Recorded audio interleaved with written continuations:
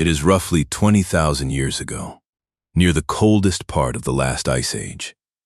You arrive at a hunter-gatherer camp carrying scissors, a comb, and the confidence of someone who watched 3 haircut tutorials and now considers himself a professional. There is no electricity, no mirror, no shampoo, and no polite way to explain why just a little off the top has become a bald stripe over one ear. So what would happen if you opened a barbershop 20,000 years ago? First, you would not be inventing personal style. Ice Age people decorated their bodies, wore beads, made fitted clothing, and probably cared about how others saw them. Your real challenge would be trust. Before becoming your customer, someone must agree to sit still while a stranger waves a sharp object beside their neck. One bad haircut, and the complaint department has spears. At Brassempouy in southwestern France, archaeologists found the small ivory head known as the Lady of Brassempouy, carved roughly 25,000 years ago. The patterned area around her head may show hair, a hood, or another covering.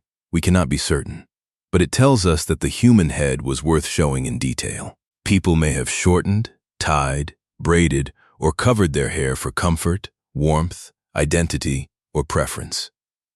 Would appearance matter during an ice age? Yes. Yes, it would. Your first customers might ask for practical cuts, hair away from the eyes, fewer tangles, and styles that fit beneath fur hoods. Unfortunately, you do not speak their language. You point at the hair. They point at your scissors. Everyone becomes nervous.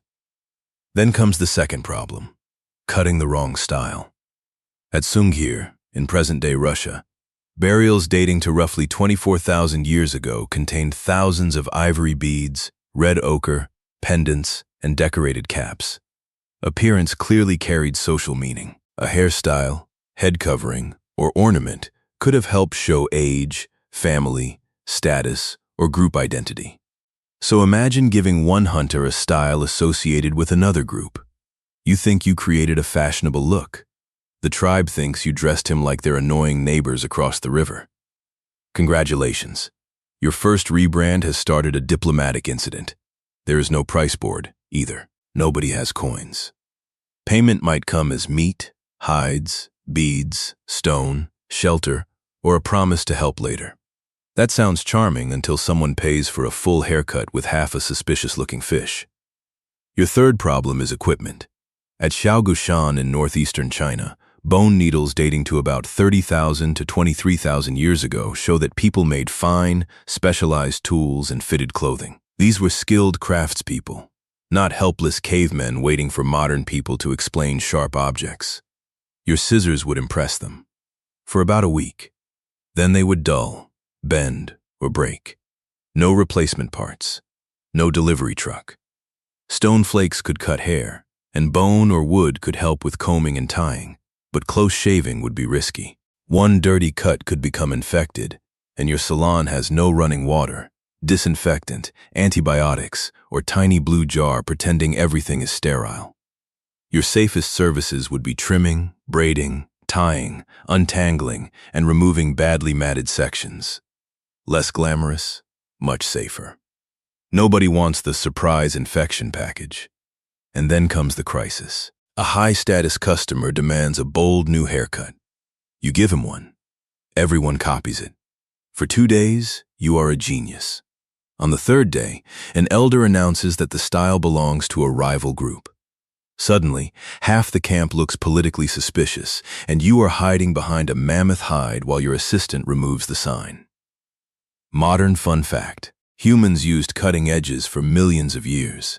But the replaceable blade safety razor entered production only in 1903. We mastered sharp stone long before disposable grooming and dramatic razor commercials. So could your Ice Age barbershop survive? Probably. But not as a fixed shop with chairs, opening hours, and background music. It would become a traveling grooming service, craft station, gossip center, and trust exercise. Your real product would not be shorter hair. It would be belonging, helping people look familiar, respected, and recognizable to their group. That is the human part of the story. 20,000 years ago, people still cared how others saw them. Today, the tools are cleaner and the mirrors are larger, but the question is the same. Does this look like me? So tip your barber well. In another era, they might have been holding a stone blade.